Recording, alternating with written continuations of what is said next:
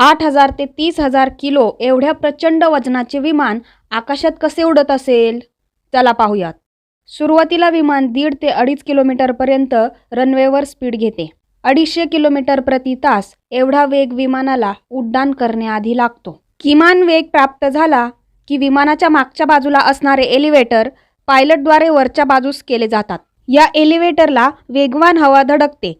परिणामी विमानाचा मागचा भाग तुलनेने खाली ढकलला जातो आणि समोरचा भाग वरती उचलला जातो. आता जमीन आणि विमान यामध्ये काही अंशाचा कोन तयार होतो. या स्टेजला आल्यावर विमानाच्या पंखांचा उपयोग होतो. तुम्ही कधी विमानाच्या पंखांचे निरीक्षण केले असेल तर असे लक्षात येईल की पंखांचा आकार पूर्णपणे सपाट नसून तो वरच्या बाजूस फुगीर आहे.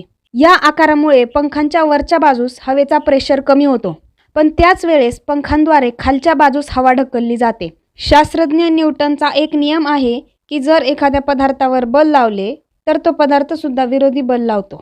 म्हणजेच जेव्हा विमानाच्या पंखांद्वारे प्रचंड प्रमाणात हवा खाली ढकलली जाते त्याला विरोध म्हणून ती हवा विमानावर वरच्या दिशेने बल लावते. हवेने खालून वर विमानाला लावलेले विरोधी बल जेव्हा विमानाच्या वजनापेक्षा जास्त होते तेव्हा विमान आकाशात झेप घेते. जमिनीपासून वरती साधारणतः 30,000 ते 40,000 फूट म्हणजेच 9 ते 12 किलोमीटर गेल्यावर विमान सरळ होते. तुम्हाला आणखी कोणत्या विषयावर व्हिडिओ पाहायला आवडेल हे आम्हाला कमेंट करून नक्की सांगा.